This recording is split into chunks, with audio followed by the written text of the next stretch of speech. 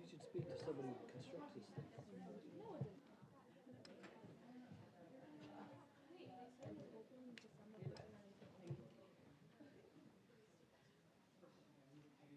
All right. Whoops.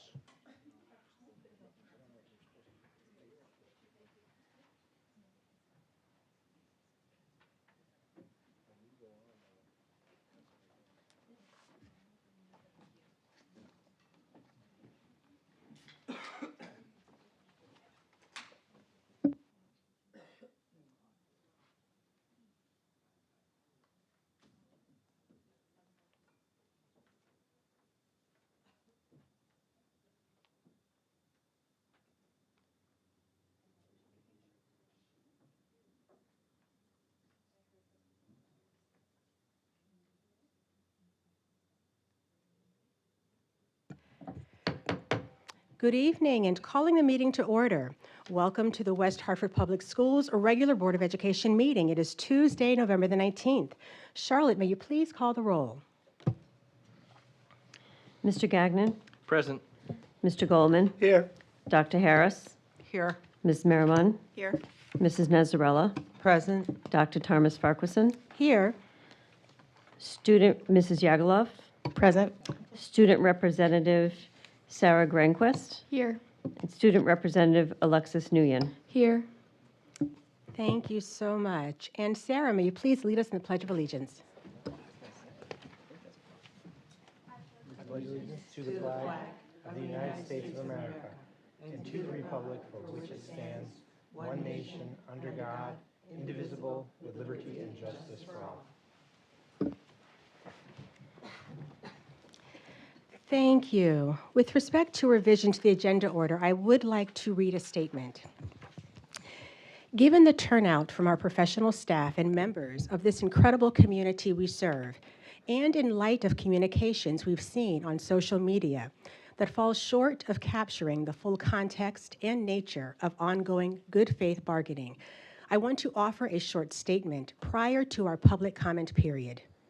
First and foremost, I want to be very clear on the incredible respect and support that every single member of this Board of Education has for our teachers, our special educators, school counselors, clinicians, and all of the professionals, both certified and non-certified, who dedicate themselves to the education of our youth. You provide an invaluable service to this community, and we are constantly reminded by administration of the many significant accomplishments that you collectively and individually achieve to the betterment of our students and our town. With that in mind, we are currently engaged in good faith bargaining efforts with WEHA, West Hartford Education Association, and we are confident and optimistic that we can soon reach an above-average settlement that maintains West Hartford Public Schools' position as a destination for educators and as a leader in the field. We balance this intent with our fiduciary responsibilities to ensure we are able to maintain all of the academic and extracurricular programming the district is known for, provide for the physical and professional resources necessary to educate our students and develop our staff, while also providing for a responsible budget that aligns with the goals of the town council and is respectful to our tax-paying citizens. I trust that when we reach an agreement through a professional and collaborative negotiation, that we will then have more information to share publicly. And with that, we now shall proceed to public communications. This is where we have an opportunity to hear from you, your thoughts, your questions, and your suggestions. Each individual is allowed 3 minutes to speak, And we ask when you come to the podium to please share your name and your town of residence. Please be mindful of Charlotte, who will hold up a yellow card when you have 1 minute remaining in your time. And when your time is expired, you will see a red card. We ask for you please to conclude your sentence and respectfully take your seat. With this being the second meeting of the month, we are receiving comments on agenda items. And for our awareness, the agenda items this evening include election of officers and board organization, equity advancement in West Hartford Public Schools, approval of the minutes from the November 6th, 2024 Board of Education meeting. So I have a list here for those who have signed up, and I will begin by calling on those on the list, starting with Anita. Hello, my name is Anita, and I live in West Hartford. I have a senior right now and an 8th grader. I want to start with, first of all, Lorna Thomas Farquharson. I asked for the minutes to be here for this year, and you have told me that you have not brought it. You referred me to an Andrew Morrow email. When a person asks for, you're not allowed to interrupt me. Excuse me. You are not allowed to interrupt me. I'm going to respectfully interrupt you because we're speaking on agenda items. And this has to do with election of officers and do I trust or don't? So I need to share who I trust and who I don't. When a person asks for the minutes, they should be here. I don't think that's very difficult, part one. Part two, there was a public comment. Policy Subcommittee in May voted 2-1 to return it to the... Excuse me. Ma'am, I'm going to say you are out of order. We are speaking on agenda items. I have respectfully asked you to adhere to this. Excuse me. This is a Rosa Parks moment. And I you are out of order. I will continue. You are out of order. Policy Subcommittee meeting, 2-1 vote. I hope you will honor that vote and take it back. You are out of order. It is this viewpoint discrimination. That's point 2. You are out of order. Point 3.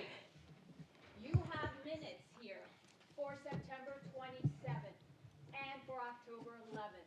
It says executive session. I have said again, you are out of order, and this is a poor example to set for our young people. This is a poor example to set for our young people. You are out of order. Your mic has been muted. You are out of order. You are out of order. Your mic has been muted. You are out of order. You are out of order. Your mic has been muted. You are out of order. You're setting a poor example for our young people.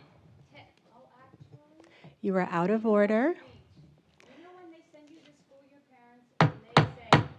You are out of order. Your mic has been muted. You are out of order. So when you have someone whose educational background may not be as strong as yours, whose knowledge base may not be as strong as yours, we won't even talk about other aspects. It's when you have that deep level of knowledge and you can stand here and you know exactly your rights. Excuse me, you are out of order and your time has expired. Thank you so much. The attorneys need to know. Excuse me, you are out of order. They didn't even do this correctly. You are out of order. The red card is shown. 3 minutes have expired. You have spoken on items that are not part of this agenda. I'm going to ask for you please to respectfully, at this point, conclude and take your seat. Excuse me, your time has expired. Your time has expired. Your time has expired. Please take your seat. Please take your seat. Please take your seat. Have we not have security here anymore? Please take your seat. That was specific. Now, I'm going to say this. The Board of Education is a meeting that is held in public.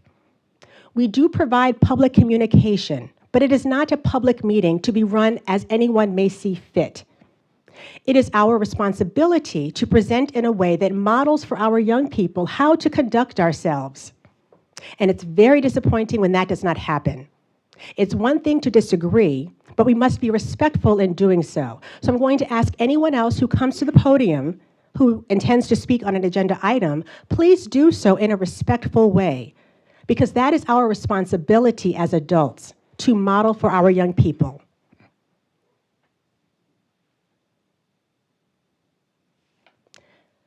And with that, I will go to the next name on the list, Addie.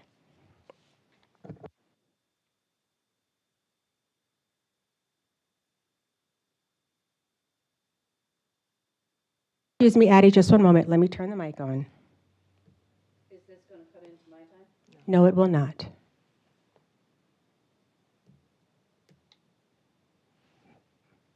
I'm speaking on the board elections tonight. No doubt it's just going to be a shuffle of power. The Board of Education has a duty to the students in this town. And when parents and guardians come here, they have a duty to the parents and guardians who are advocating for their children, for their students. You have 3 lawsuits before you, 2 deaths and 1 rape. That was brought to you. Excuse me, this is to do with the board elections, so please wait. When You're going to speak on the elections? Yes, okay, I am. Thank you. We have often heard that your positions are volunteer. You volunteer to be elected. When you're elected and assume those seats, you have a duty, and you have failed. You have failed our children because you accept the status quo. You do not do your investigations. You do not do due diligence. 2 things that parents hear constantly. They're little snap phrases, not just from the Board of Education, but from the administration, from the superintendent's office. Let me help you understand your concerns. When I stand here, I know my concerns. Every other parent knows their concerns. You need to understand that our concerns need to be addressed professionally and properly. Whether you're a volunteer or not, you have been voted by the people, of the people, for the people. In your case, the students. The other phrase, when a parent begs for investigation, well, I've asked the person, and it's to my satisfaction, and it's over. Did you say that to the parents in these 3 lawsuits? Did you do your due diligence when I brought it forward about the rape of an ESOL student?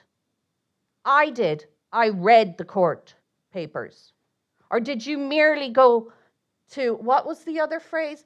The lawyers said so. Did you go to your lawyers and they said it's nothing important? Don't worry about it? Tell that to that child. Tell that to the parents who lost their children. When you assume your positions tonight, that you self-elect and you shuffle the board, just remember, if you do not settle the small concerns, and if you do not address the concerns of the parents who advocate for their children in your positions that you are elected to tonight, parents will come forward and there will be more lawsuits. That one is $25 million for a settlement. Is that coming out of our children's budget? It is not the teachers. It is not the parents. It is not the students at fault. It is the administration and their desire to keep the status quo.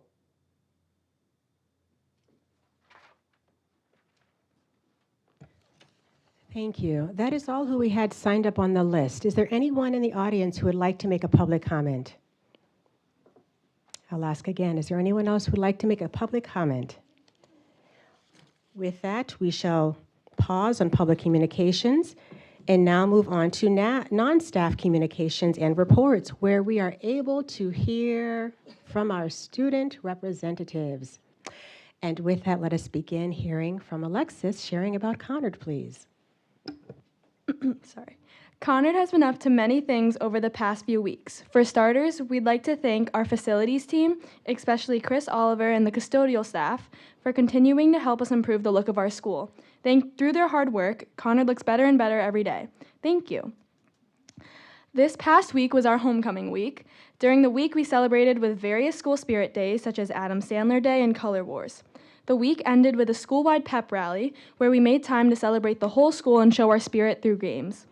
With the ending of most fall sports at Conard, we were able to recognize the successes of our teams, as well as celebrate Gino Caro, a key member of our front office, for his induction into the Greater Hartford Twilight League Baseball Hall of Fame. It was revealed that since our unified sports program was recognized nationally, ESPN will be attending our next pep rally, which is something to look forward to. Additionally, students voted on an official name for our mascot and decided on Big Red. Following the pep rally, we had a football game on Friday where we beat Platt 48-13. To finish our homecoming week, students attended homecoming at Town Hall on Saturday, which was DJ'd by DJ Rush from 93.7. We're so proud of Conard and hope to celebrate more this weekend at our family-friendly football game against Hall. Go Red Wolves! On Sunday, a vast amount of our music students participated in a concert at St. James Church. In a combined concert between Select Orchestra's Celestian Camerata and Select Choir's Solo Choir from Conard and Choraleers from Hall, the show included lots of enticing music and outstanding musicianship. Great job to everyone that performed. Conard students will be acting in our 10-minute play festival that takes place at 7 p.m. in the Black Box today and tomorrow. Juniors and seniors in our theater classes serve as directors and help produce plays that are enjoyable to all. If you get the chance, go watch these student-produced plays. Furthermore, since it is Parent-Teacher Conference Week, students will have late arrival on Thursday and Friday and should be in class by 10:30. There are also several events that happen in the next few weeks, such as Screenagers over at Bristow and a panel discussion called One Community, both of which will be attended by Conard students and administrators. Our administrators, specifically our principal, Mrs. Tamarilla Noble, are working in coordination with Hall administrators and the rest of West Hartford Public Schools on research regarding a book titled Anxious Generation, which details the impact of smartphones on students. Furthermore, DEN discussions and listening circles have continued to provide student input on various happenings around the school. Lastly, we look forward to Thanksgiving break, and we are grateful for the many adults that support our schools, and a special thank you to our parents and caregivers. Thank you, Alexis. Lots of good things happening. Sarah, please share with us what's happening at Hall. So over at Hall, we have had some exciting events over the past few weeks. This Sunday was the Celesti and Camerata concert over at St. James, and orchestra musicians from Hall and Conard performed a number of pieces they have been working on this year, including Illuminare, which included both the Hall Choraleers and Conard Solo Choir. It was an incredible performance by the many talented musicians at Hall and Conard. The concert was completely packed, and it was so great to see West Hartford community members supporting the arts. Our girls swim and dive team concluded their championship season this Sunday, as well with the state open meet. Senior Mindy Zhao also broke her own school record in breaststroke, and senior Miriam Mule placed 4th and 5th in 2 events, and multiple athletes were awarded all-state honors. Also in the sports world, the Hall Conard football game is on Saturday, and we are hoping for a Titan win. Our interim principal, Mrs. Isaac, held Hall's first listening circle event last Thursday, where students could sign up to come speak with her directly in a group setting. As of yesterday, students can now request first quarter grades to be sent to their colleges, and not totally related to Hall, but the 2025 to 2026 FAFSA actually opened yesterday, which is very exciting. Today, Hall Latin students took a field trip to New York City to visit the Metropolitan Museum of Art, and next week, Hall Chem for Kids Club will be visiting Norfolk to perform chemistry experiments with students. Also coming up this week on Thursday and Friday, we have parent-teacher conferences, which for students means that school starts late at 10:30. Our musical, The Addams Family, has shows Thursday through Sunday at Hall, and you can buy tickets to the show online. Thank you, Sarah. Lots of good things happening at Hall as well. Wonderful. Thank you both so very much. Now moving on to election of officers and board organizations. Pursuant to Section 10-218 of the State Statutes, Chapter 2, Section 4 of the Town Charter, and Section 8130 of the West Hartford School Code Policy, the Board of Education should, at this meeting, elect a chair, vice chair, secretary, and 2 financial examiners. Such persons to hold office for a period of 1 year. It is recommended that the election be conducted in accordance with the following procedure. The following recommendation is made by the present chairperson, Lorna Thomas Farquharson. So with that, I move that Mr. Paul Vicinas act as temporary chairperson of this meeting for the purpose of electing a chairperson for the Board of Education. Is there a motion? So moved. Thank you, Jason. Is there a second? Second. Thank you, Claire, but also thank you, Shannon, as well. Discussion, and passing it over to you, Mr. Vicinas, rather. Thank you very much. Appreciate this opportunity and this short glimpse of power and history, right? At this time, I'd call for this segment of the meeting to please come to order so that we may open nominations. Nominations are now open for the office of... Sorry, one minute. Wait, Are we one. supposed to vote on that Yes, motion? we should vote on making me the chair. Could be a recount here. Hold on one moment. Yes, indeed. Thank you so very much, Gail. Yes. So once again, let me start again. Thank you. I move that Mr. Paul Vicinas act as a temporary chairperson of this meeting for the purpose of electing a chairperson for the Board of Education. Is there a motion? Jason. Thank you, Jason. Is there a second? I second. Thank you, Claire. All of those in discussion? All of those in favor, say aye. Aye. Any opposed? Any abstain? The ayes have it. Now passing it over to you. Thank you so much. That was very affirming. I appreciate it. We'll now call for nominations. Nominations are in order for the office of chairperson. Is there a nomination? I'd like to put forward nomination of Lorna Thomas Farquharson as chairperson. Okay, Dr. Lorna Thomas Farquharson is nominated. Are there other nominations? Hearing none. Discussion? Hearing none, then I would like to call a vote for Lorna Thomas Farquharson to be... Oh, I'm sorry. I will proudly second that. Thank you. Thank you. I apologize. Look at this. I need more practice here. I'd like to call for a vote for Lorna Thomas Farquharson to be the chairperson of the West Hartford Board of Education. Ayes, please. Aye. Aye. Any nays? Any abstentions? Then the motion passes unanimously. Congratulations, Dr. Thomas Farquharson. My brief responsibilities are now concluded. Thank you very much, Mr. Vicinas. And board members, I thank you all for your vote and for your support and look forward to continuing to work together with you. And with that, we now shall proceed to nominations for vice chair.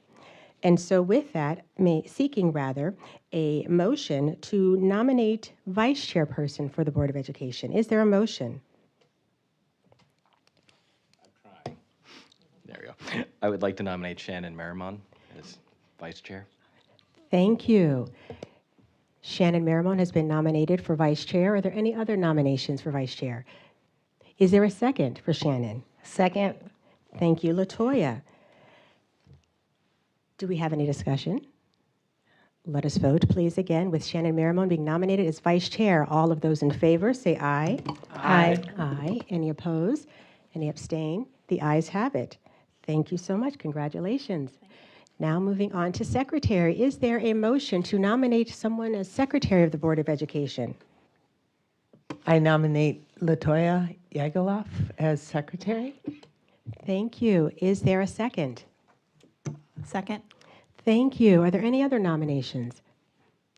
We have on the floor a nomination of LaToya Yagaloff for secretary. Let us vote. All of those in favor, say aye. Aye. Any opposed? Any abstain? The ayes have it. Congratulations, LaToya. Now moving on to financial examiner, where there are 2 positions. Seeking a motion for the first position for financial examiner. Is there a motion? I nominate Jason Gagnon as as financial examiner. Thank you, Claire. Is there a second? Second. Thank you, LaToya. Are there any other nominations? All right, with the nomination on the floor, With the nomination on the floor for Jason Gagnon as financial examiner, let's vote. All of those in favor, say aye. Aye. Any oppose? Any abstain? The ayes have it. Congratulations, Jason. For the second position of financial examiner, is there a motion for the second position for financial examiner? I'd like to nominate Ethan Goldman. Thank you. Is there a second? Second? Thank you, Jason. Any other nominations? All right. With the motion on the floor for Ethan Goldman to be financial examiner, all of those in favor say aye. Aye. Any oppose? Any abstain? The ayes have it. Congratulations, Ethan. All right. So with that, we now have our new teammates of officials and serving in different capacities, and look forward to the continued journey ahead. And yes, we shall. Thank you. We have a little moving, shifting around here.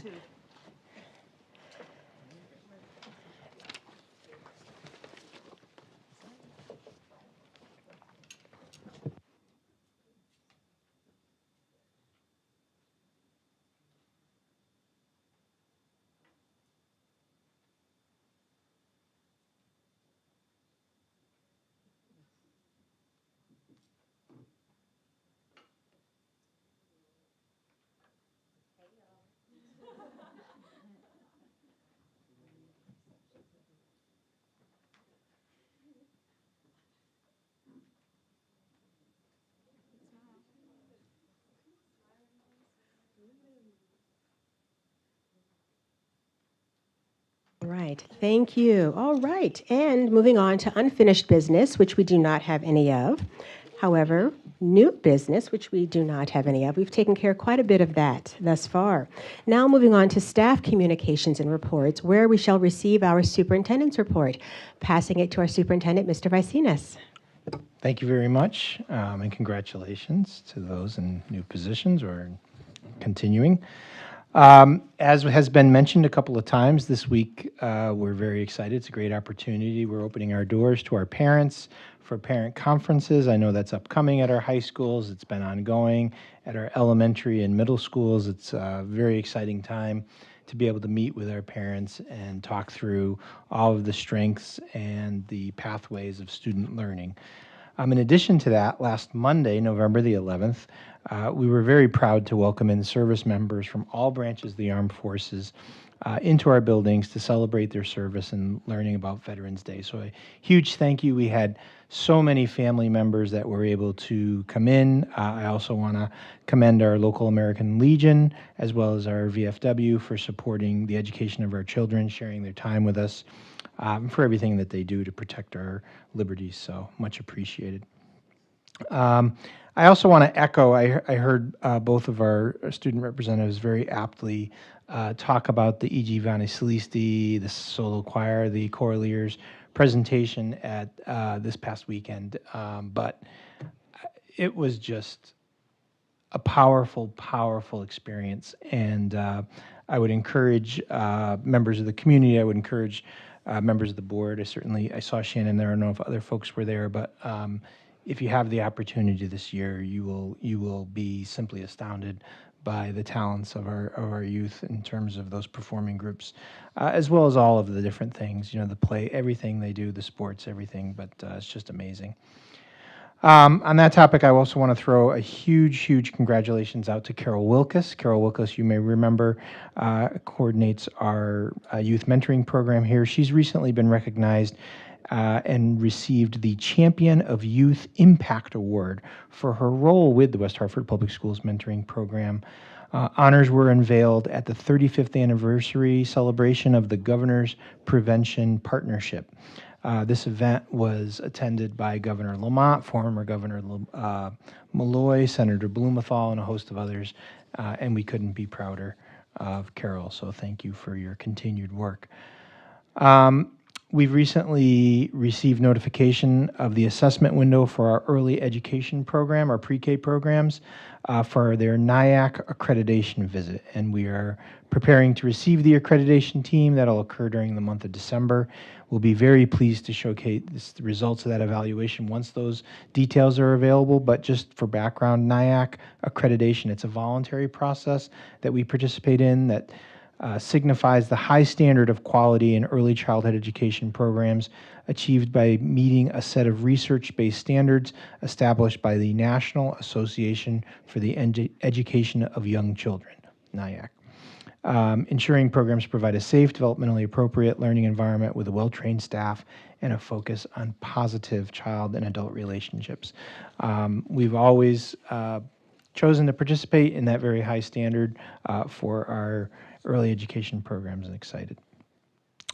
In terms of governance, a board member recently asked a question about a survey that some of you may have received from CABE regarding high school graduation requirements. So this survey was also shared with superintendents. It actually, for superintendents, it was somewhat delayed. It just came out recently. And it's related to a working group that was established in accordance with Public Act 2425. The working group specifically is reviewing the recently revised high school graduation requirements in order to make recommendations for any potential changes.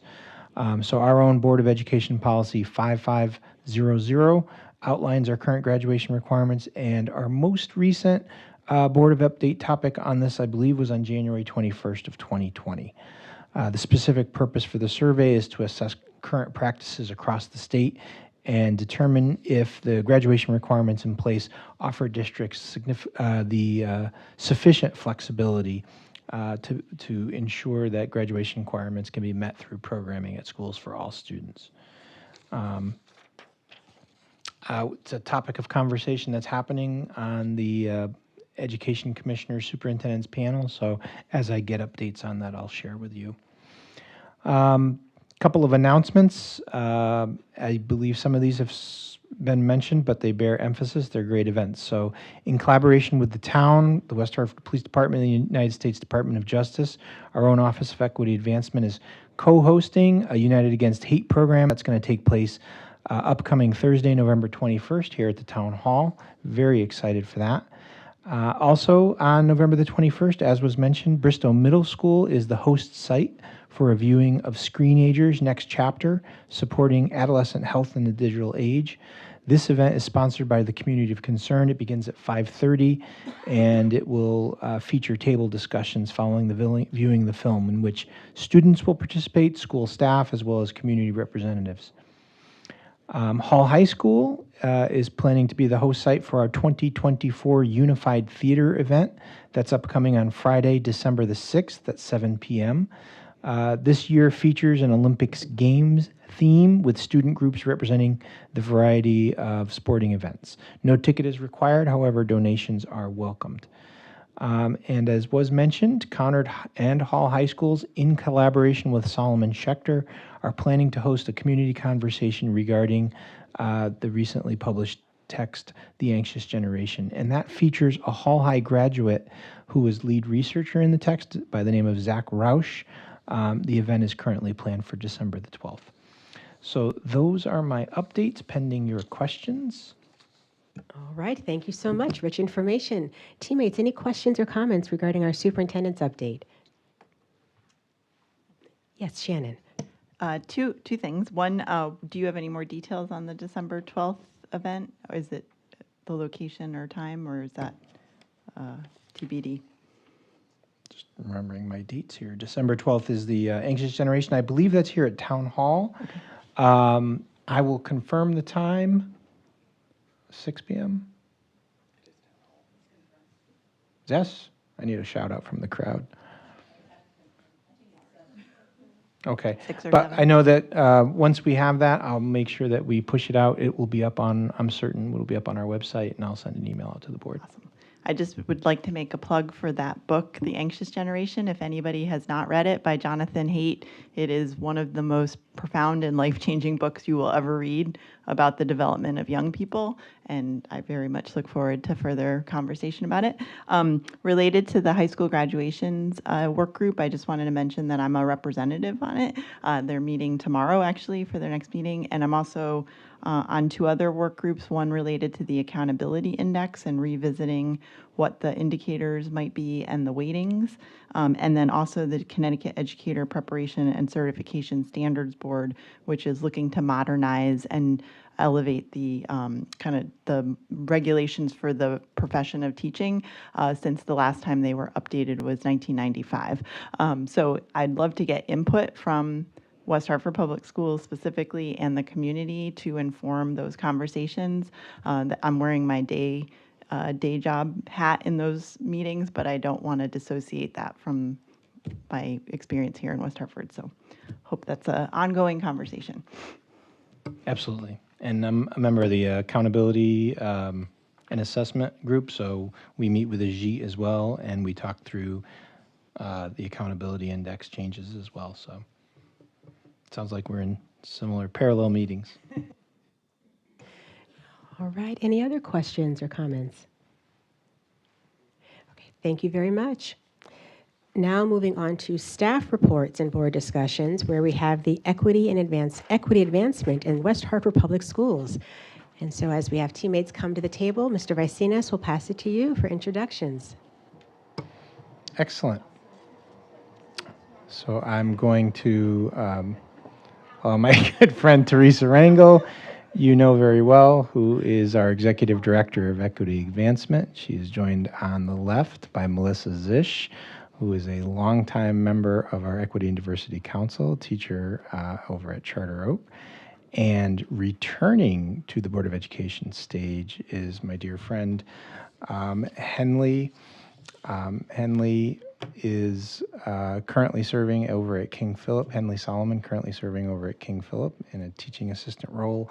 But he leads some of the most powerful and invigorating affinity group spaces that I've observed. I know over at Conard High School, I know I don't want to steal any of their thunder, they're talking about some of their upcoming plans of how they want to expand that. But these are just a sampling of some of the amazing, talented, and dedicated folks that Teresa tries to corral talents from across the district as part of our EDC work, looking forward at how we support equity advancement in our schools. So with that, I'll turn it over to Teresa. Good evening, everyone, and welcome back. I'm super excited to be here and to bring friends along that can actually talk about firsthand the work that we do. I should also mention that Melissa is our new EDC co-chair, so she's stepped up and was willing and was voted in by her peers to be co-chairing our EDC group. And as usual, Paul already stole my thunder and talked about why Henley is here, but I'll try to forgive. So today we're going to talk a little bit about positive culture and climate, community support initiatives, collaborative learning experiences, and communication and feedback cycles, which is we just wanted to have an opportunity to highlight. I was here with you, I believe, in September, maybe August, at the beginning of the year, to kind of give you some ideas about the plans ahead and how and the work that we intended to do. And I want to be able to provide you with some updates as we go along, because I'm not going to lie, it's just November and we've been really, really busy. And if I wait until the end, well, we'll all be here all night. So I figured it'd be good for me to kind of provide you some updates along the way and just kind of let you have opportunities to hear from different partners in the work that we do. As always, we like to start with our vision for equity. We've really worked really hard to really keep our minds focused on, within that vision, the idea about individuals. There are, no monoliths. We're all individuals. And so as we do this work, we want to ensure that when we lift up this work that we're talking about individual relationships with students, individual relationships with our staff, individual relationships with the families that we serve. It makes the work, it feels almost counterintuitive. It seems like a lot of work to build these individual relationships, but we're really intending to go deeper in the work that we do and not try to be spreading out into doing like a bunch of things. We're really trying to deepen the work, and so that does really require us to look at the work that we do on an individual basis and to know people on an individual basis. And so I just wanted to frame that as we start talking about. So a little about our positive and culture and some of the things that we've been working on. We started the year with a community block party, which we did discuss briefly. I'm not sure I shared exactly how that community block party came about. And what happened is a group of, very interested community partners from all different organizations got together, and we were, each group was coming forward and saying that they were feeling targeted, they were feeling hate directed at them. And we sat together as a group of leaders within our own spheres and kind of talked about how can we build this conversation where we can lay down that piece of our identity and understand and kind of connect to this idea that hurt is hurt, right? Pain is pain, and that hate really has no place here in West Hartford. And so we attempted to do that, right? We pulled together a bunch of people all for the same purpose. And we sat around the table, and it became really apparent that we had our goal at the end in mind of where we wanted to go, but that without establishing trust and community and connections, we weren't getting there. And so this idea of a community block party was actually birthed from that. And to be fair and to be honest, we're all highly ambitious and motivated people to do this work, but it was a very humbling reminder that we get nowhere without doing the work of building and connecting first. And so we did that, right? So we had our community block party, and we started this process of really trying to build those bridges together and connect people. And as the African proverb says, right, if you want to go fast, go alone. If you want to go far, you go together. And so we're really looking in West Hartford for how do we go far in this work and how do we go deep into this work. And there's just some pictures of some of the participants there. Honestly, I could have probably done like 10 pages of this with people there, but I wanted to, conserve some time. We had lots of organizations there, proudly representing the organizations that they serve. Lots of our schools were there. I see Swoop in there.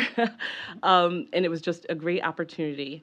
And to go back and to kind of keep track with our thinking about where we were intending to go, we went back to this idea that we had about talking about hate, right? Understanding what it is, what are the legalities of it. And so last year, if you recall, we were, one thing that I'm learning is the more we lean on our students and the more we listen to our students, the better off we will all be, in all sincerity.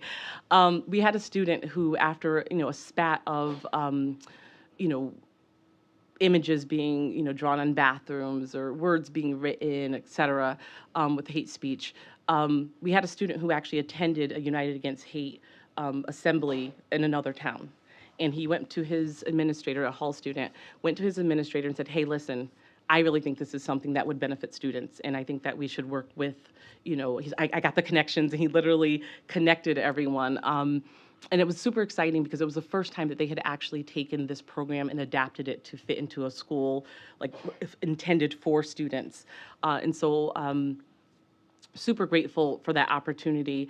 And as we thought about still connecting our community and making sure that we are having the conversations that we need to have so that we can get to our goal of being able to sit around and have this, panel discussion from all different walks of life who can focus on how do we show up for each other in this community. We still have to have the tough conversations, and we have to be able to have those talks. And so, as Paul mentioned, we are going to be having on this Thursday our Unite Against Hate. You do need to register because there was a seating capacity, but we're having it this Thursday, and so we invite those all who would like to attend to please join us. We're extremely excited about this collaboration with the police department, FBI, state police, as well as the district attorney's office. So super excited to have the opportunity to have the full program now with community conversations. And I have the honor. So Paul has been able to kind of pop in and visit some of the Brothers of Conard's meetings and connect with students. And I'm not gonna lie, I was really jealous. So I sort of kind of invited myself to go in and talk with the students and to just kind of, I really want it to be like the fly on the wall and just experience it.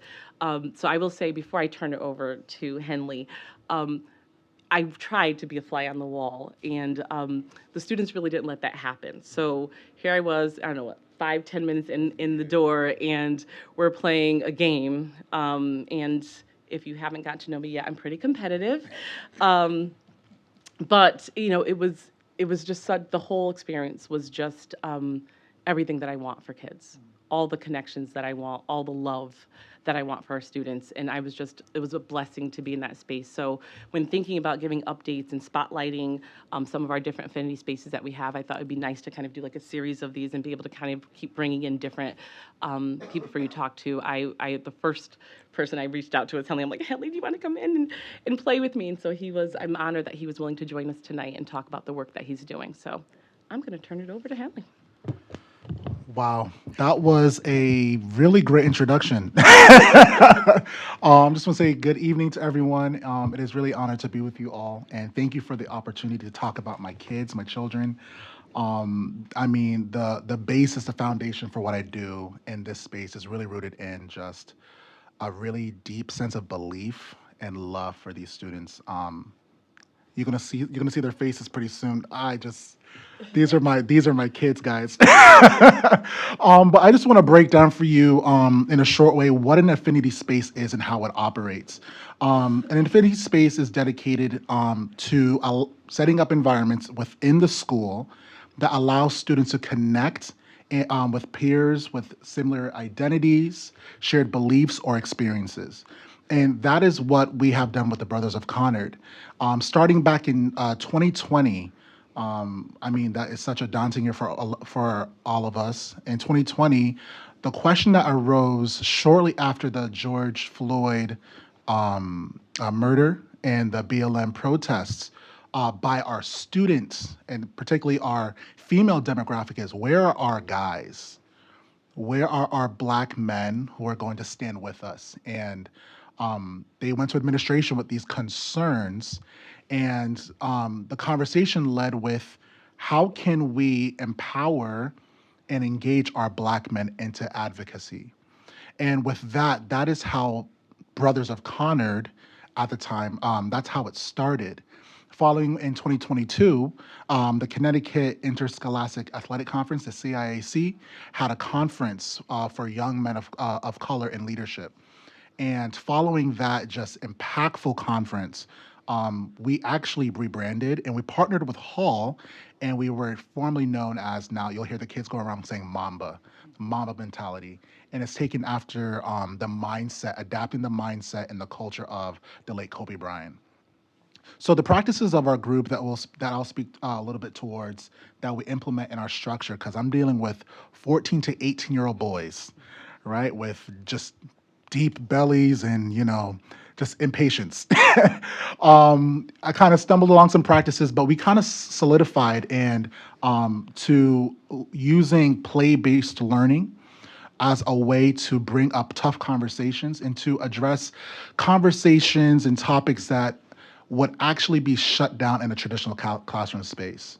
And I understand, our classrooms are academic spaces and we can only talk about so much within a 42-minute period, right? So in this kind of structure, we use play-based learning and adapting some principles and play therapy to kind of get our boys talking, to kind of get the ball rolling. And what that has allowed for us in that space is a fostered of a culture of belonging. I had an administrator come to me saying, these students do not want to leave. And I mean that in the sense that students come to school because they know they can look forward to Wednesdays after school, coming to our club, and they stay late. Now, at 3 o'clock, I'm tired. I want to go home. My feet hurt. But, our students, they feel like they belong. And that was something that I kind of stumbled upon. You don't really set out with, I have this, mission and we're going to do all these great things. But throughout the process, as us educators do, we find our heart and we kind of lead with love. And that's how we've kind of entered into the space with the Brothers of Conard. And it kind of set up the nature of how we operate. We tackle not just the academic life of our students. That is very important because of my love for them. I want to see them successful. However, I'm very curious about how home is treating you. I'm curious about your relationships. I'm curious about your friendships. What are your ambitions? And because of the, I guess, the questions and topics, it kind of allows us to be creative and really break those boundaries and look to the community to say, hey, we have these problems that our students are bringing up. How can you come into our space, and how can we solve these problems? I just want to read off a couple of stats that we're all familiar with as educators, but I just want to keep them in our forefront. The CDC reported in 2021 in a study that boys are four times more likely to commit suicide than our female peers. In a 2023 survey by the CDC, 47% of 12th grade boys reported to drinking in the last 30 days. And 30% of those boys are using marijuana. And in the National Youth Gang Survey, the report says that 50% of gang members are between the ages of 15 to 17 years old, and 90% are males. And I'm not just reading out, stats just to be like, oh my gosh, sad, sad, sad. But these stats tell a story, because when I'm seeing these students walk through the halls, I'm seeing through the lens of these statistics and through these percentages that our boys are longing for community, belonging, and something to satisfy them. They want to feel fulfilled. And that is the root for what we do here at the Brothers of Conard. I want to read to you a quote from some of our students to give you guys kind of a frame, because I could talk all I want, but for you guys to get an insight into some of our past alumni. One student said, "It takes courage." I mean, I love this kid. "It takes courage to admit one's faults, but even more to act upon it. This program has encouraged and challenged me to take this risk. This journey of self-improvement envelops a sense of community, camaraderie, and teaches compassion, a brotherhood that guides one another and acts to hone the skills and potential within everyone." And that is something that all of our students, you can kind of understand that we have challenging conversations. But the challenging conversations are meant to actually uplift you, because I challenge you to say, hey, you are not these numbers. You are more than what you did yesterday. And even though you failed, it's okay. I'm not seeing you through the lens of your failure. And that's the culture that we kind of set in our classroom and allow people like our superintendent and our dear director of equity to come in and actually speak into. I have another quote from a parent who actually emailed me after one of our sessions. I'm very old school traditional, so I'm like, respect your parents, respect your mom, do all these things. And a mother had actually responded to me, and I'll leave it anonymous, responded saying, my son responds so well to people who show they care about and believe in him. He looks up to you guys so much and truly believes in your example. I appreciate the time you took to help reinforce and reiterate my words to him and motivate him to reflect and make more moves towards behavioral and academic growth. Now, this is a parent that, full of gratitude, reached out to say, I'm seeing a difference in my children. I'm seeing a difference in what's going on. We're not coming up with complex theories. We're just loving on our students.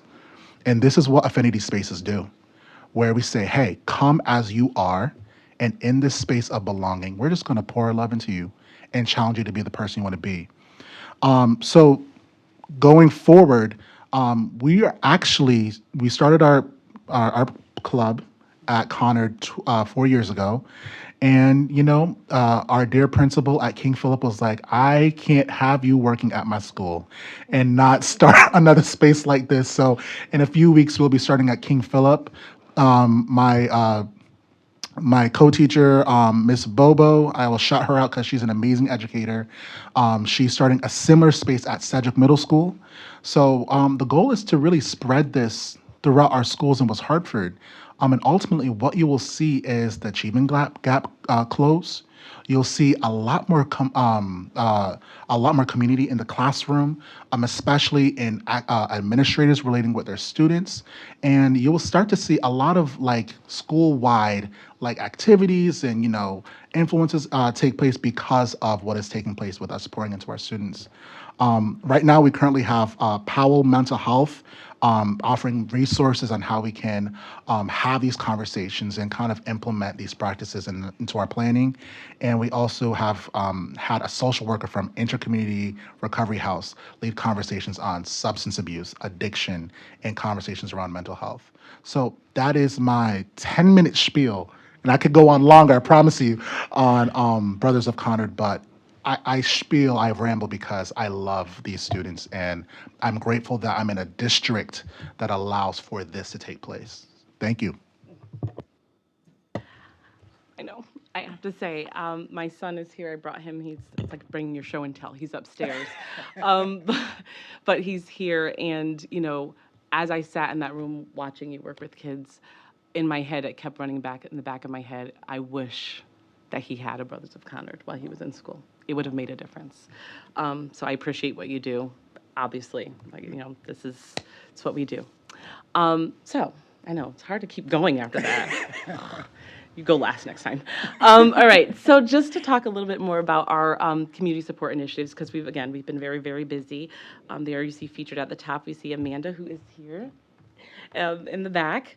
And our officers, we've really been working on many opportunities that we can to kind of partner and make sure that we are fulfilling our vision, right, for making sure that all means all. And so we've done multiple workshops and opportunities for families to get support with either filling out their free and reduced lunch forms, or their addendum A form, or registering if they've registered after the school year has already started. And we're really kind of feeding into this model of teaching people to fish. So it's not you're going to come, I'll sit by the computer, I'll do it for you. Like that's not helpful. That's not helpful for helping people to adapt to the culture here and how we do things. But being able to come and have workshop model where you sit together, you have a device in front of you, and we help you through it, and we love you through it. The process of how we do things, because let's be honest, it wasn't too long ago that the only way for you to register was you came into the school, you brought all your stuff, and you hand filled out the forms, and it was a different process. You sat in front of someone, and now we've digitally adapted, which is great, but we don't really want to remove the human connection piece, and we certainly don't want to remove that human connection piece when you have a barrier of language added on top of the digital native component as well, right? And so we've been able to really reach out and to work with families, particularly our multilingual families, with supporting those efforts. We've also had a couple of car seat clinics, just to help people kind of check out, and we partner with the police department to check out and see if their car seats were installed correctly. 100% of them were installed incorrectly, all of them. But as usual, it's kind of one of these things where, okay, you see a problem. I'm blessed to have a team that when they see something, they understand that there's a need to do something. And so, perhaps with a little bit of nudging, and poor Craig, I'm so sorry, because I do it to him all the time. I kind of nudged them to said, hey, what if you did a video, right? And what if we were able to kind of post that video online? Of course, I didn't have to be in the video, but it was attached to your notes. So they actually did a joint video with the police department talking about the correct way to install, and also offering that opportunity that if you wanted help or you wanted to be checked, you can make an appointment and you can still come to the West Hartford Police Department and have them actually check and install it for you, which many communities are no longer doing. So I'm doubly blessed that we offer that here, as well as a need to do additional car safety clinics, where we're going to actually partner with our preschools and have it during like preschool drop time, just to make sure that because it's so important as a family, as a parent, and of course now me as a grandparent, like you put your kids in the car seat and you think that you're doing the right thing to protect them, and if it's not installed correctly, then you're not doing what you think you're doing. And so I invite anybody who has children, grandchildren, whatever, to take advantage of that opportunity to make sure that you are keeping your littles safe. So the other thing that we have been very big on is our collaborative learning experiences, and we're always looking to kind of mind the gaps. And one that was identified last year is working with our maintenance staff and making sure that when we have a vision of equity, that everybody knows what that vision is, and everybody knows how, and they see themselves in that vision, and understand, what is the ask if you want to serve in West Hartford Public Schools. And so we had in October, we had a session, we had 120, which was really great because the team divided up and we split everybody up, and we learned really quickly, wow, we need to do this more often, because you could feel the discomfort of, wait, you want me to sit in a small group and have conversations and like do sticky notes? And I was like, yeah, we got to do this more often. But it was great, and we got really great feedback and more opportunities for what we can do as we move forward, which is always appreciated. We are also offering opportunities for paraprofessionals to also engage in work. And so I know that yesterday Shayna led professional learning opportunities with paraprofessionals yesterday. And so again, we are going to continue to try to ensure that we don't miss a single member who works within our buildings, because a culture of belonging is something that's held by each person. It takes a lot of work to build a culture of belonging, and it's very quick to have a person feel like they don't belong. So like you encounter one person who isn't feeding into that vision and treats you differently than you think, than you're expecting to be treated, and it kind of makes the whole, thing fall, the whole pyramid fall. So we are really working hard to build really great foundations when it comes to that. In our efforts for that, my other partner here, my EDC co-chair, Melissa, who has been phenomenal. And what I will say quickly is, when you walking into a new space and having to kind of catch up, I'm familiar with the work. I've done the work. I did the work, obviously, in my previous district, but I also was doing the work as a building principal, and one that was really determined to do the work through social emotional learning, and not cutting any corners. It is really amazing to be able to have somebody who has this font of knowledge and passion and love that pours out of her, that just is willing to take a look and be challenged with, okay, we've always done this, can we try this, right? Like, it's really hard to get people to take a second look or to dive deeper. And, I love that Melissa and I we have the deepest conversations, and she's not afraid to challenge. Like, you don't do well with me if you're not willing to challenge me. Like, she challenges me. And if, at the end of the day, the best idea and the best strategy has to be what wins. It's not my way, it's the right way. It's what is going to be the right way for West Hartford. I don't have expertise in West Hartford, but I'm happy to borrow on her expertise and her longstanding time here to help make sure that we're guiding this group of amazing educators in the right direction. So with that, I'll turn it over to Melissa. Thank you. I'm so honored, and I hope I live up to all of that. You're already doing it. It's a big lift, but it's something, you're right, I am very passionate about it. I've been a member of the EDC, or the Equity and Diversity Council, since its inception. And so I think I'm in a really unique position, and I love being in this position because it's nice to be the bridge sometimes. And I'm glad to do the work. I'm passionate about it. I co-chaired the committee a while back as well when Rosina was here, and I advised the Board of Education on creating the board policy for equity and anti-racism in education. And so I do feel like I have this perspective that I think can help our work go forward even more. The work that I was involved in, of course, that policy in particular has set the foundation for what our vision is, and it's something that's very important and something that we hold very dear to the work, and we look at it each time that we meet together. Our beginning work, like I said, it built a solid foundation, and it shifted our lens in examining what our policies and our practices were like, what our curriculum looked like in our classroom, our materials looked like, and what it meant to ensure equity and inclusion. Essentially, we were building the capacity of our educators and our leadership as critical equity partners, which was very, very important. But as our world changes and as we need to evolve with that world, this work never stops, and it never should. Even when we think that we've gotten to a place where, yeah, like, you know, in West Hartford we do this and lots of other places don't, that's not good enough. And I think that that's why I get so excited about this. It's work that never, never stops. Because we have in West Hartford a long tradition of continuous improvement, it permeates every department, committee, classroom, or every office that you walk into. Our committee embraced this model, and we reflected on how we could better serve our community. And we realized that more formal structures were in order if we needed to continue working towards our goals. So our goal in creating a more formal structure was to support the growth and development of the members who are taking on some leadership roles, including myself. This has been seriously impactful on my development as an educator and as someone who is passionate about equity.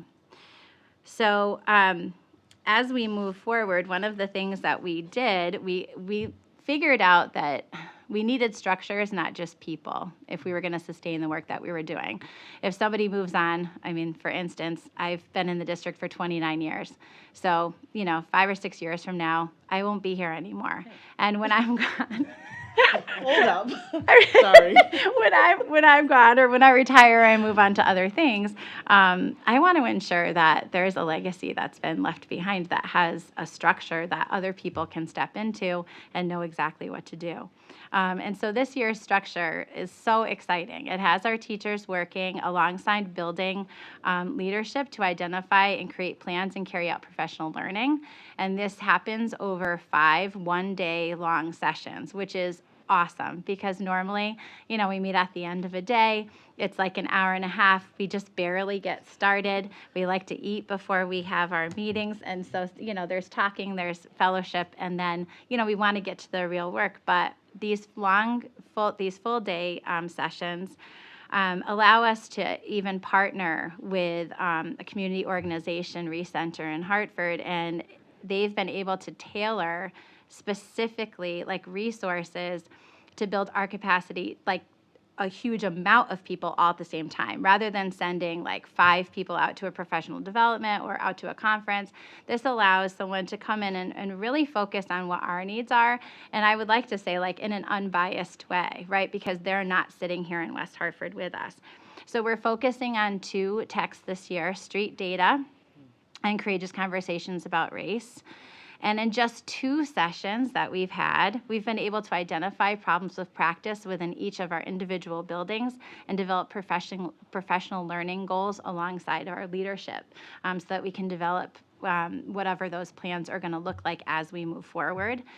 Teresa is a taskmaster, and she has made sure that we are documenting not only when we're meeting with our leaders, but also what our steps are and where we are in that process, if we've given any of the professional development, how we've talked to our staff about things, which is really exciting.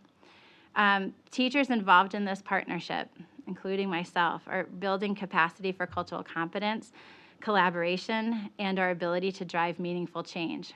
I can't tell you what spark that lights in me, that I'm part of a huge group of people where we're not just sitting around in a room talking about it, we're moving forward. Not to mention what it does for our building leadership, who now have partners who are well equipped to support staff in achieving our vision of equity at the building level. So the structure allows for a unified approach for our equity work because we're working as a whole district, and it ensures that there's a structure, like I said, not a person, that will be sustainable in our efforts. The district-wide impact to this, of course, is that the structure of continuous learning has immediate impact. I go into my classroom after this awesome day. I know where we're headed.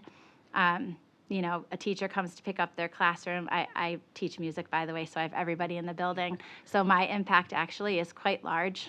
And they come and pick up their kids, and, you know, we're talking about something, and then that teacher comes back to me and says, hey, you know, what was going on in music today? Or what are you doing? Like, I'm noticing something is different about the way that you have relationships with kids. How can I get on board with that? What are you doing? And then they share that, they're impacted, their practice is impacted, and then many, many, many more students.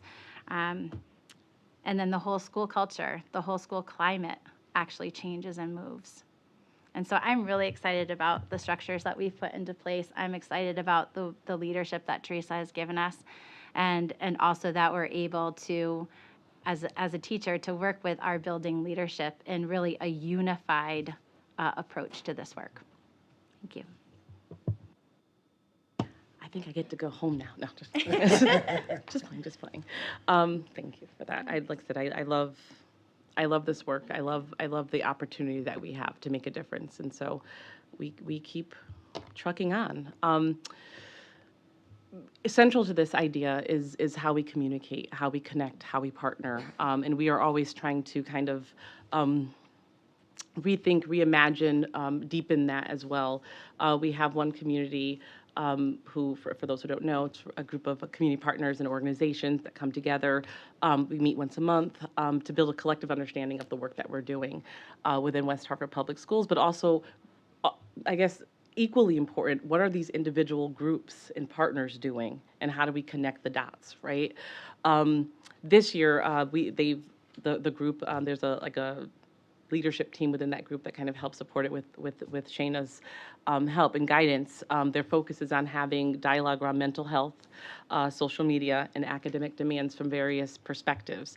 Our next meeting, for example, I think Alexis mentioned it, is we're going to have students come in and they're going to talk about those topics. And so it's a student panel, and they kind of break into groups and have discussions with the community partners that come there, because it's really important for us to not just think as the adults in the room that we have, not only that we don't have the answers, but that we also have the perspective to understand what they're going through. Like, how does this, for many of us in the room, I think we, this technology wave hit, and we were already, adults, or we were already moving towards adulthood. And now we have, our children are digital natives, right? They don't know a world without this. I have a 2-year-old grandson who literally picks up and I'm like, are you kidding me? Like, this is like the wildest thing to watch him. And he's been doing it since he was 1, right? He's been able to pick up a device and know intuitively how to make it do what he would like it to do.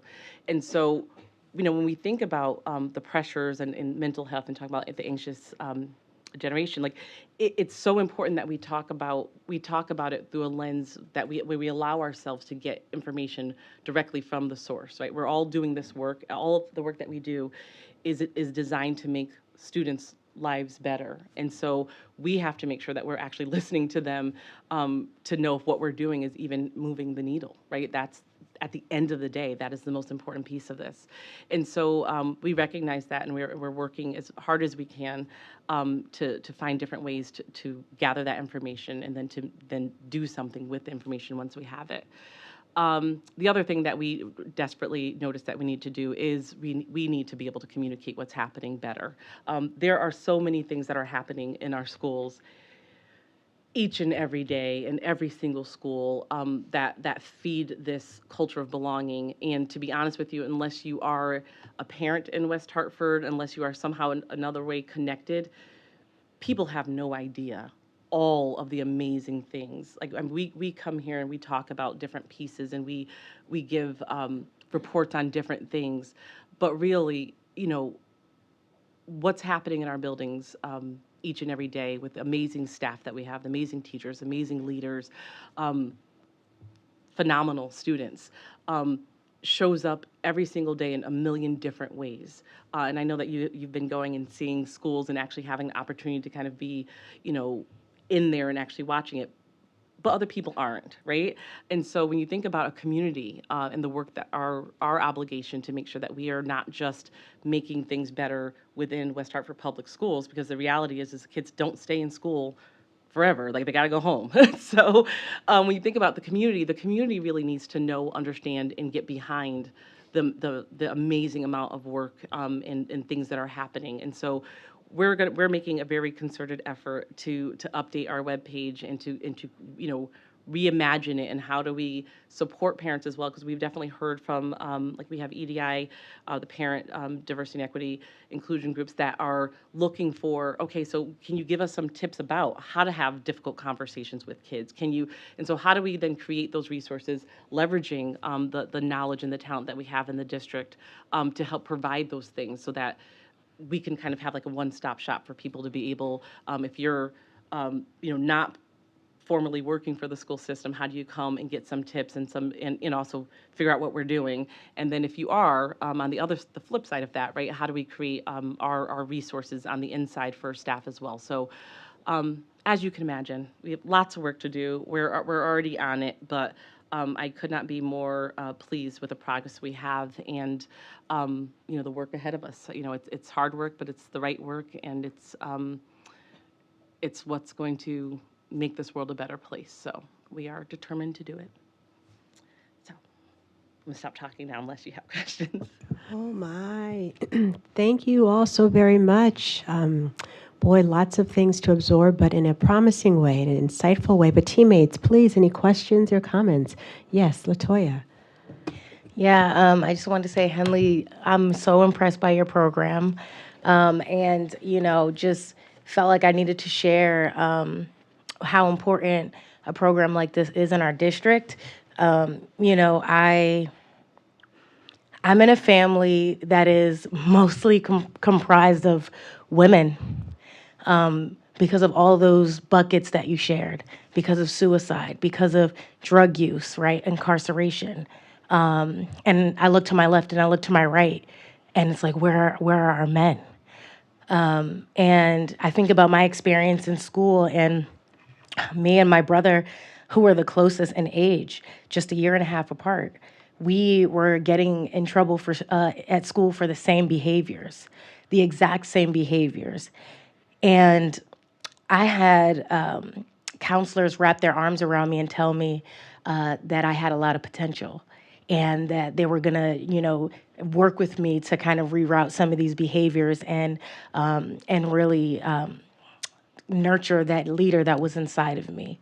My brother, who was a little bit taller than me and one grade above me, was getting criminalized and mischaracterized. So while we were displaying the exact same behaviors at school because of what was going on at home, the community wrapped their arms around me in the school because I was a short, little light skin, and he was a little taller, a little darker. And he got kicked out of school after school after school. And, right now he is sitting in federal prison and facing some pretty serious charges, and says, I became my worst mistake. And I think about what a program like this would have done for him, because those programs existed for girls, for Black girls. They existed for me growing up. But there was nothing for him. And so while I was getting embraced, he was getting excluded. And so I just, as I was listening to you tonight, I was thinking about my brother. And I was thinking about just so many of those brothers, those cousins, right? And so it's just so important. And I wanted to share that because I think we have to continue to support those kinds of programs in our schools, in our district, and continue to lift that up. And this is why affinity spaces are so important, because with that sense of belonging and, like you said, that deep sense of belief, it changes everything. It changes outcomes for our students. And so I just want to thank you from the bottom of my heart as a board member and as a Black woman, a sister, mother, daughter, for what you're doing for our community.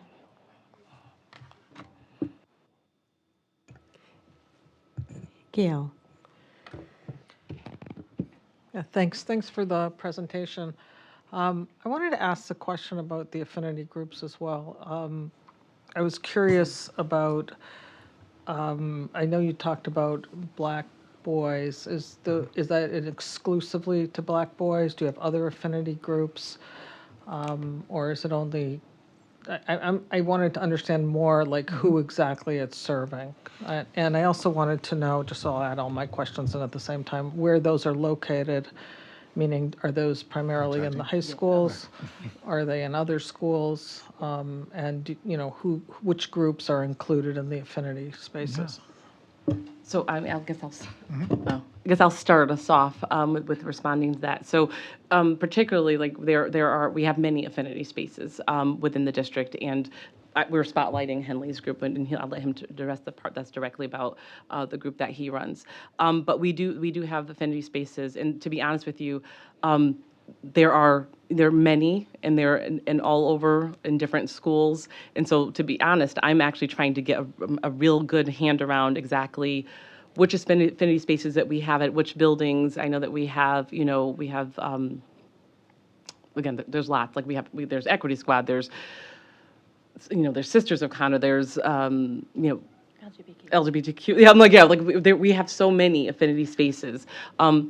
But I do want to get a better understanding, and I've definitely also talked to some elementary principals who are looking to kind of take their upper elementary, like their 4th and 5th graders, and be able to provide them, with some of that kind of wraparound youth leadership opportunities as well within either affinity space or just youth leadership, right?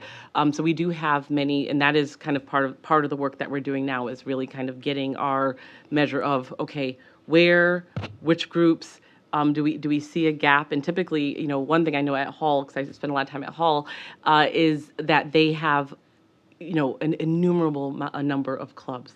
I was like, I want to go to high school. Not really.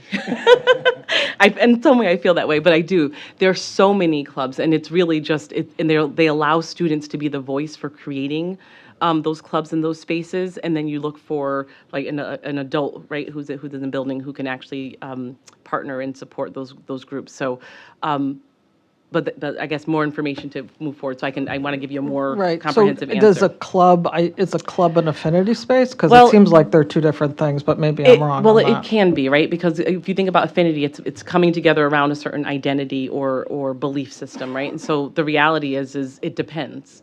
Some things would be more like a club. People would think of it more like a club, like a chess club or something like that. But other things that are really kind of rooted in those identifiers that you self-identify would be more affinity space. But I do know that people will absolutely sometimes call things that are what I would consider to be affinity spaces, they will call them clubs, which is why it's harder to have that solid answer for you, because I want to be able to actually tease that out. Yeah, I was going to say, I think the club nature of it becomes part of a structure that you impose to create the affinity space itself. And I think to the point that Teresa's making, historically we've had a lot of affinity spaces. Maybe they pop up, maybe some have been sustained over time. But I think the LGBTQ plus is probably the first that was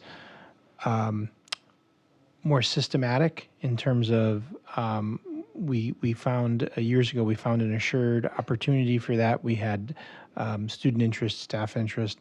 So that was one of our early spaces that I think we could point to that was more systemic. And I think that's really, part of the effort. There are, I can't think, Jocelyn gave me the name of like 2 more spaces that I'm aware of just at that school. Well, certainly FEOD, but I was thinking about something for English learners. There's a multilingual learner space. And those are more, I would say, probably more informal relative to the structure. I would not call them a club, but once you have, okay, we're going to meet every Wednesday at 1:30 in room, 142. Now I've got that more of that club structure. But I'll let Henley respond as well. Yeah, and to directly to what the students I service, I have students from, we're a very diverse club. I have students with IEPs. I have students who are second language English learners. I have students who are Pakistani American, Nepali American, Dominicans, Puerto Ricans, Blacks, African. Like, I have a very diverse club, and it's actually, we advertise it to everyone. It's a club that, to the point where boys started bringing their girlfriends. They were like, "I need you to be a part of this conversation." But the space, which is how Sisters of Connor started, because we had so many of our female students coming to our group where we're like, I think you girls need a space where you can just talk about, female topics, female related issues. But we market our group to all students, and we just bear the space. We create space for students of all backgrounds to come in and feel welcomed. And that's actually how we're even, as we're marketing at King Philip, we are sending out emails and we're sending out flyers to all parents. To come in and say, hey, where do you fall in? So that's how Brothers of Conard and Brothers of King Philip will start, and that's how we've designed our space. I mean, I also think it's really important to highlight that people's, when you have an affinity space, you have to see yourself as belonging to that group, right? So I don't get to tell you that whether or not you belong to that group, but you are electing to kind of to bring yourself to that space, which I think is always really important for us. As when you create a space, you allow people to elect, right? If that's a space that suits the need that they have, and it's not always right the same for everyone. Other questions or comments? Ethan and then Gail.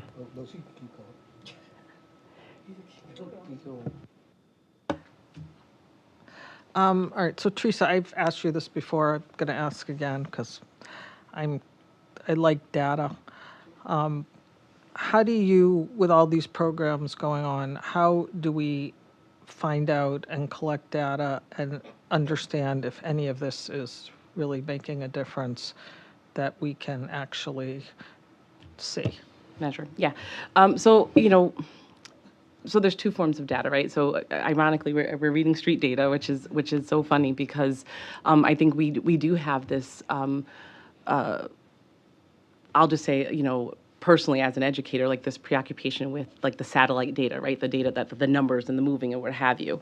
And what research has really shown is so we have both, right? We have survey data that definitely speaks to what you're looking at, right? And we ask very pointedly on our surveys for students, do you feel like you belong? Do you feel like you've been excluded? Those questions. And so movement there will obviously give us some answers that kind of speak to that. But, the whole premise of the book about street data is that the most important data that you gather is the data that you get directly from the people, right, that you serve. And so how school systems have traditionally minimized or marginalized that data as having less value, when in reality, because, if we go back to, the beginning of our discussion this evening, this idea about it being an individual approach, right, means that I can't measure by looking at all, right? I have to be able to connect with people individually, and again, that's why we're doing focus groups. That's why we have listening circles, or, I'm sorry, wait, you have den discussions and Titan talks. Right, or is it tight? Yeah, right. Yeah. So that's why, right? I know. Listen, but like that's why, right? We have to kind of we have to pair the survey data, right, which gives us those numerics of how kids are feeling, with the data directly from students. The data like that is actual discussions, right? Qualitative data, as well as conversations with families about how they're feeling about their child's experience in school and their experience when they come into our schools. And so we are so later, because Gail, you keep me up at night. I'm not gonna lie to you. Because I'm like, I gotta come. Paul would tell you, I walked into the school year, I'm like, yeah, I'm not doing this end of the year thing where I don't have like solid data because I want it to be like splattered everywhere. But keeping true to my commitment, I will give you both, right? I will ensure that you have, right, qualitative data and quantitative data as well, because I think that's the commitment. I would not be myself if I told you that I would, set my sights on nothing but the numbers, because that's not this work. Like this work isn't about numbers, it's about people. So I will always kind of prioritize people first, but I will give you what you're looking for, because there's also a need for that as well, right? To be able to look at the work and to be able to measure the work. And I honor that. And I promise you, that's why we're building our systems in place so that we can gather. I want more. Right? Paul's been really good about going through the data and be like, here, Teresa. And I'm like, no, but I want more. I want different questions. But I want to be able to quantify that for you so that you have both.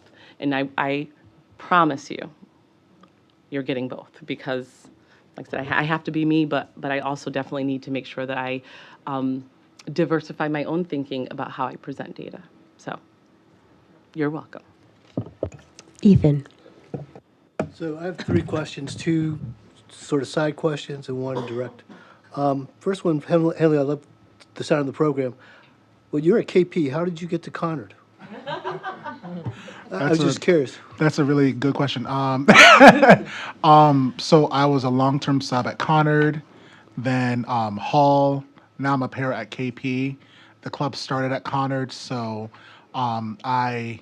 during after school I race from one side of town to the other side of town to hold these sessions every Wednesday. So, Okay, yeah. thank you. The second one is about the car seats. And just as you're talking, or as I was reading the other night, my daughter-in-law and granddaughter, 4-year-old, were driving, they live in Pennsylvania, down the road, got hit by a car at a stop, when they were at a stoplight. The car SUV flipped over and was totaled. The good news was that because of the car seats, particularly my granddaughter's, she came out flawless. It actually told her cousin it was the best day she ever had because she got to go through the sky roof. And my daughter-in-law had a couple hand problems, but overall, so the car seats are very critical. So, but I Thank just you thought for I'd that. mention that. So glad to hear that they're okay. Yeah, no, they're, well, other than she's had a hand operation, but granddaughter came out great. Probably try to repeat it. Yeah. But we were told the car seat saved everybody, or the car seats. Third question, and this is more direct. We've had a number last year and this year. Parents come during public comment who are Jewish and sort of felt detached from everything. I know this is the Equity Diversity Council. Is there a reach out for Jewish families or Jewish students or something we could be doing? If not, could we do that? Yeah, so I'll start and then I'll happily pass along to Melissa. But it's an interesting thing about the word all, right? Because all really does, like, I always sincerely do mean all when I say all. But people have a desire to hear, right, their specific group, right, named to feel included in that all.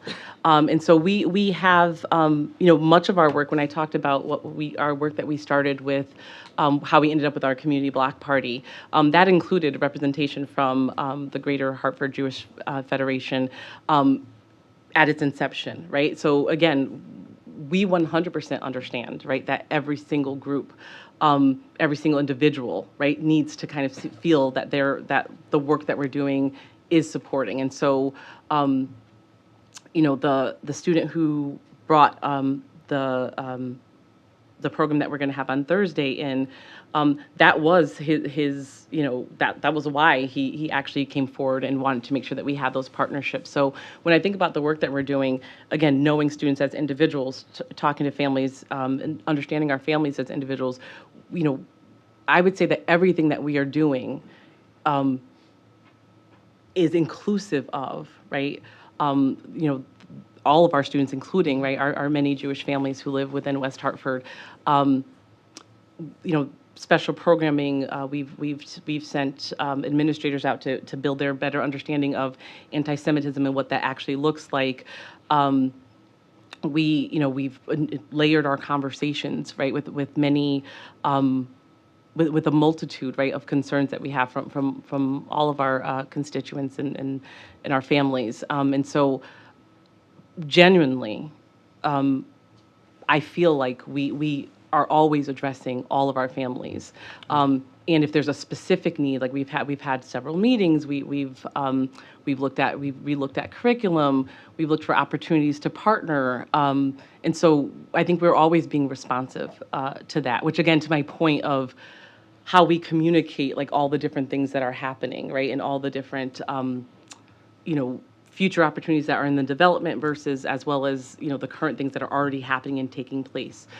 So we don't want anyone in our community to feel like we're not, when we want a culture of belonging, that means belonging for every single student, regardless of their religion, their ethnicity, or anything other, any other thing that they identify with. And so I would say that we are addressing that, but I'll toss it to Melissa in case she wants to add anything specifically about EDC, our EDC work within the district.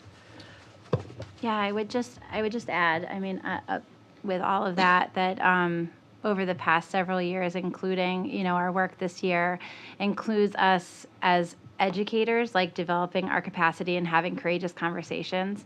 So one of the things that we've really been working on is like protocols for that. And when topics come up, how to address that in a way that allows children, students to really have their voice and be heard in a way where they feel like comfortable, they feel like they belong, and that everybody in the room, the adults and the children, are all there to hear a multitude of perspectives. And so as we build capacity towards that, I don't think that, like I said, like our work is ever going to be done. I think that we're always going to have people that will come to the table and say, there's a problem.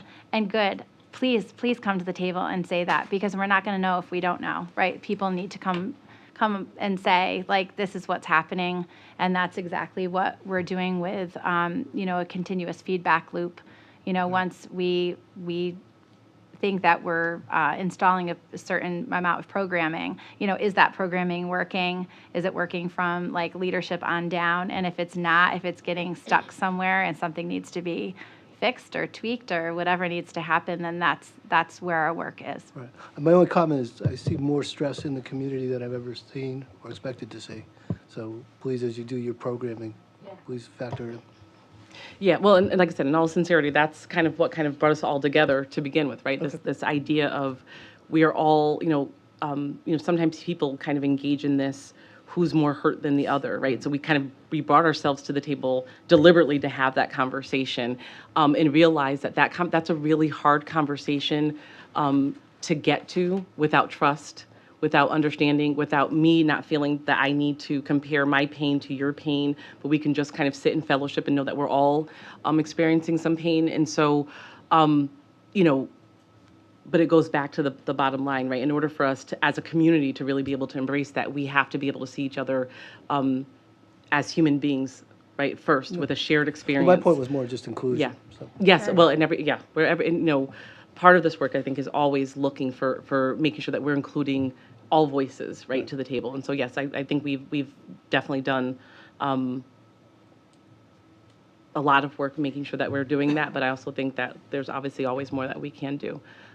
It is continuous improvement, but I do think we've been as inclusive and as, open to hearing and supporting and reflective as we possibly can, including working with some of our parent diversity groups that are also looking for guidance and support. So we've also met with them. I've agreed to meet with them / either me, or I offered also if they wanted to have workshop instead of a meeting, right, to kind of help guide their practices. And because we have one things about West Hartford that I love is you have this amazing community who really want to be involved.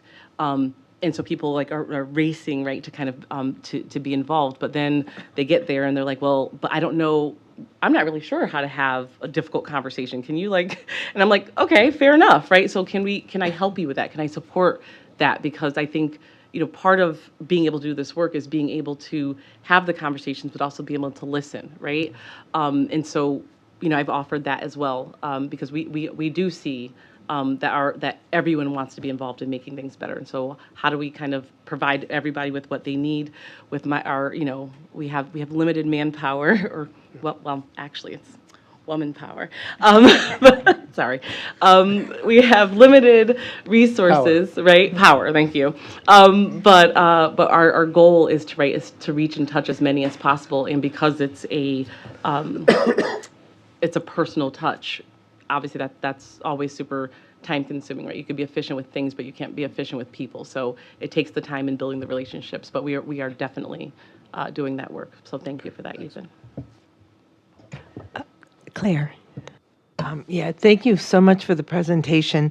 I had two things I wanted to mention. One is if there was any way to track the members of the club and any attendance change over time. That can definitely show a sense of belonging and whether it changes their attitude about school. And it's very hard to gather data on things, but if you do ever find a shift of club members over a 2 or 3 year period, that's hard, fast data to say, I belong more at school. And that sense of belonging is what keeps kids, or lack of sense of belonging, leads to bad attendance. And the other thing is, I was glad to see that you're looking into the elementary, but I would really like a very strong push to some kind of inclusion clubs or something for our elementary students. They're about to head to middle school, and that whole sense of feeling like you matter, like you have a voice, and heading into middle school with some of that strength within them. Leadership roles, inclusion clubs, GSA clubs, our 4th and 5th graders and even 3rd graders would really benefit from some kind of learning how to be an ally, learning how to stand up to bullying. And that smaller club gives kids that quieter space to be together and feel some power. They're not mixed with the whole group that they just happen to be put in with for the whole school year. They get to be more with like-minded kids from other classes. Thank you. That's like my dream, right? Like my dream is like, this in every space and place, because I do think it's really needed. Thanks. Other questions or comments? Gail. I had a question about the one community group. It states here that you have community partners and organizations, and I was curious, who are those community organizations? How do people get into the one community group?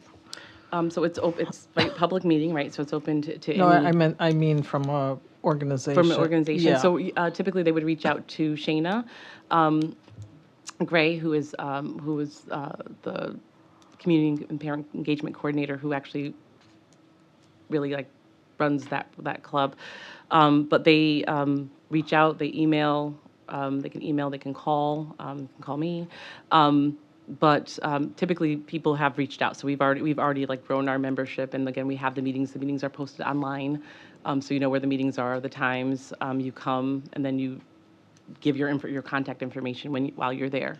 But ideally, you'd want to become part of it, and then just so you know, because one thing is, the intention is for us to build some collective, right, unity in the work that we do, and understanding of the work that each of the individual groups do. So, but I think you need to come and see, because I wouldn't want people just to sign up because they think it's I'd want you to come take part, right? And then while you're there, there's always a sign up sheet where you can actually sign yourself up, so you go on the mailing list, et cetera, to be a part of it. Right. I think I'm talking more about the community. So you want to know who are the organizations? So yeah, we what have. kinds of organizations are those, and how do you become part of that community group? So they're already established, right, organizations within so you have a concerned. Oh my gosh, I'm always messing up.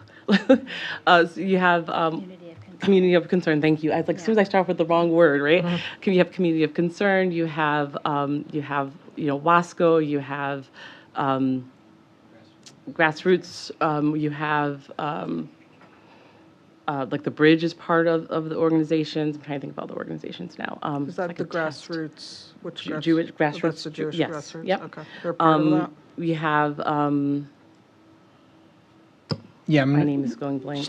In terms of the history of where one community came from, just to give you that, so it used to be that, there are so many different civic organizations that meet, realistically go back to affinity spaces for adults, right?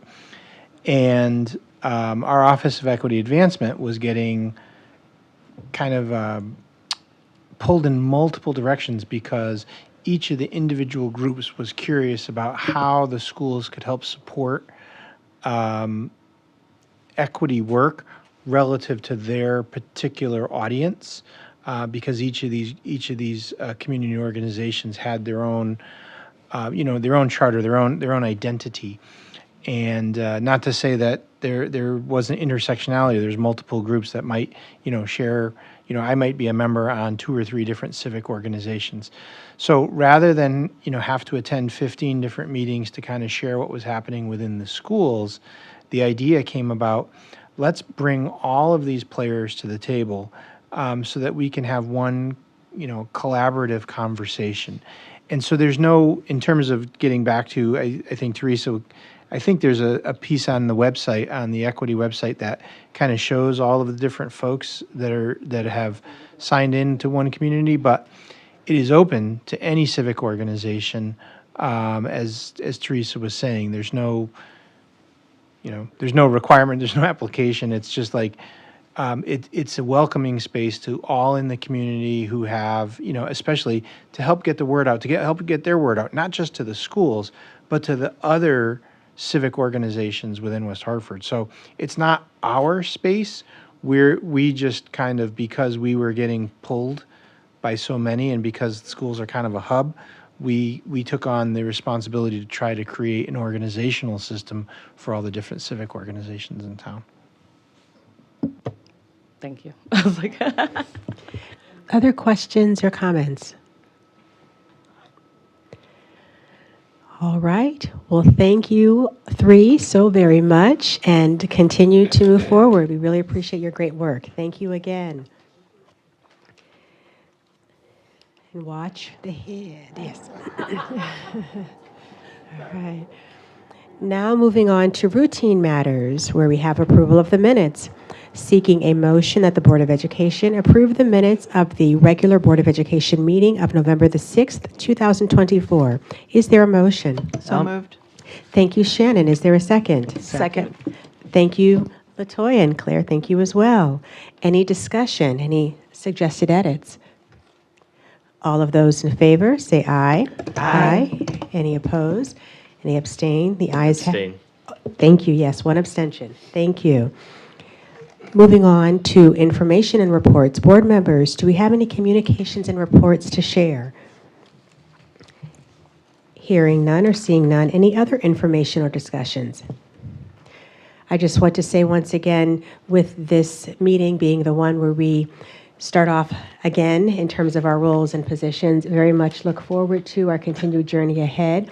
Thank you all so much for your commitment to this town, to our young people, to their learning, to their growth, to their prosperity. And I say that not only for this time here, but because we know we're planting seeds for them moving beyond once they leave this town and they go into the community. So what we're doing is very, very important, and we cannot do it alone. So we so appreciate our teachers, our administration, our parents, the community at large, because it certainly does take a village. So thank you all so much for being a part of this important charge. Moving on to future business, announcement of meeting dates. Our next meeting will be Tuesday, December the 3rd, 2024, 7 o'clock here in room 314, followed by Tuesday, December the 17th, 2024, once again at 7 o'clock here in room 314. Do we have a request for any future agenda items? Seeing none, do we have any visitors who would like to make a comment? Seeing none, we do not have an executive session, therefore seeking a motion to adjourn. Motion to adjourn. Thank you, Ethan. Is there a second? Second. Thank you, Shannon. Meeting adjourned. I would have done it.